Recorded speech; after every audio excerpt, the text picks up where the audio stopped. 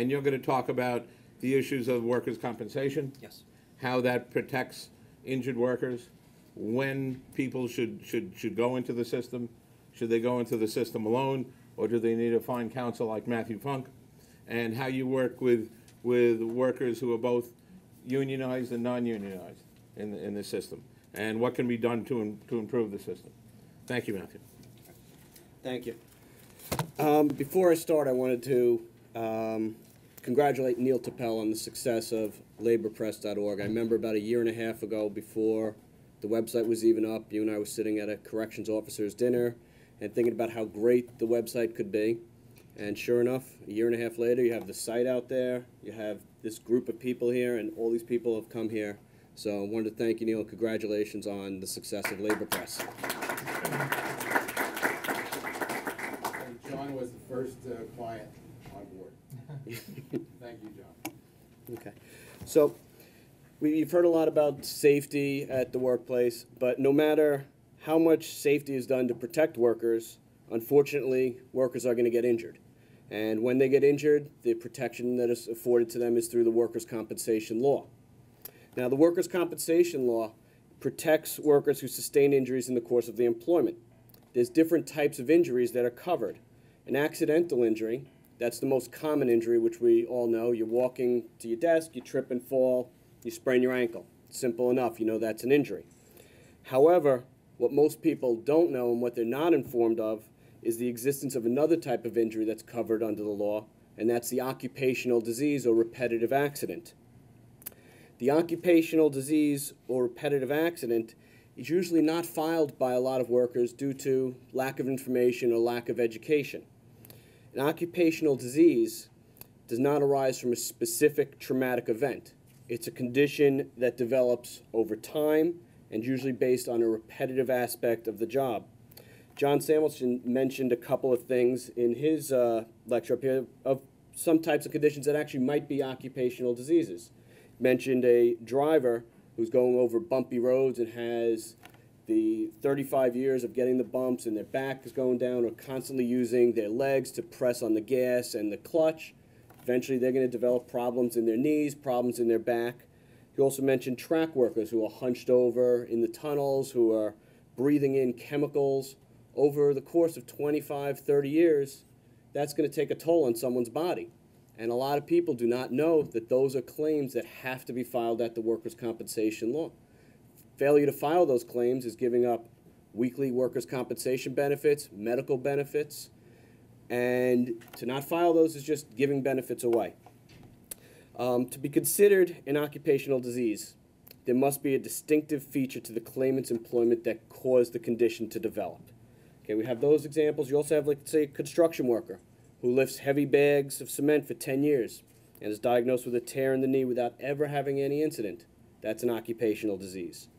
A data entry worker who's typing on a computer for 7 hours a day, 5 days a week for 35 years, develops carpal tunnel. That's an occupational disease and must be filed. Someone who's in a noisy environment, has jackhammers going off all the time, lots of noise that they're exposed to over the course of time. Eventually, they might have hearing loss. That's an occupational disease and must be filed.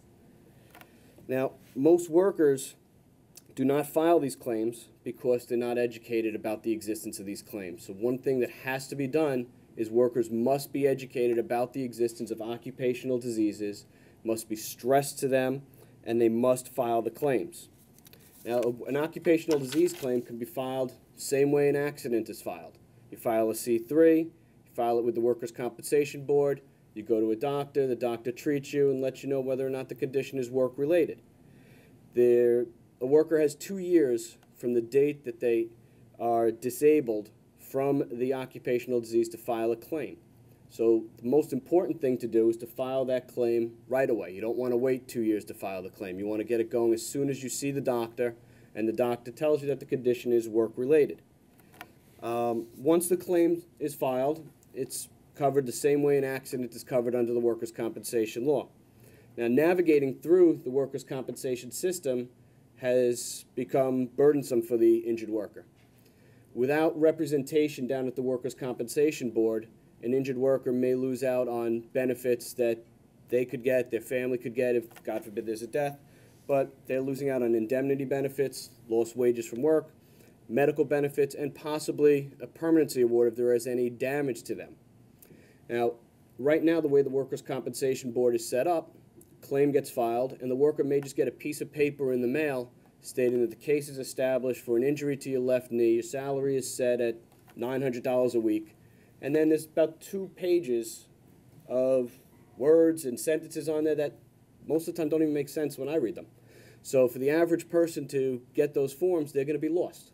And when they go down to the Workers' Compensation Board for a hearing, you have a judge there, you have an insurance company who's represented by an attorney. If that worker goes into the Workers' Compensation Board without an attorney, they're going to lose out on benefits.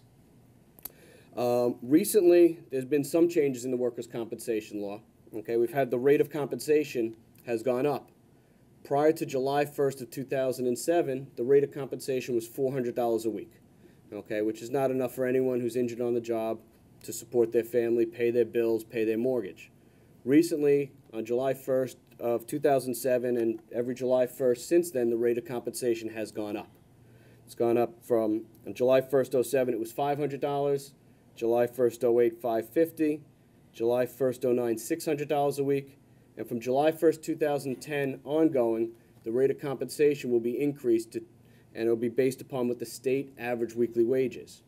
So right now, for injuries from July 1st, 2010, the average weekly wage is $739.83. July 1st, 2011, it's going up to $772.96. So it's almost doubled in the rate of compensation weekly since before July 1st of 2007. So that's helping to give injured workers on the job a wage that they could actually live on when they're injured on the job and out of work. One of the recent changes, though, that may not be the best is when the rates of compensation were increased, there was also a cap placed on permanent partial disabilities. It used to be if you were injured on the job, you can get workers' compensation benefits for the rest of your life so long as you are disabled from work. As of July 1st, 07, that doesn't exist anymore.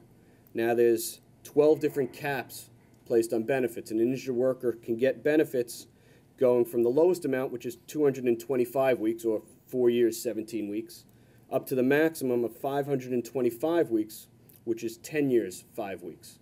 So those benefits have changed, and injured workers now do not get the lifetime benefits, but they still get lifetime medical coverage.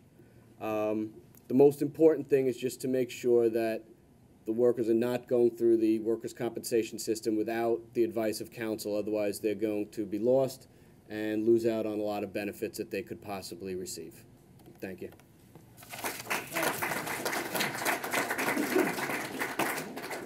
Thank you, Matthew. And at what point are the issue that you become cross-eyed and your thumbs don't work when you're using these little gadgets? I think we ought to look into that.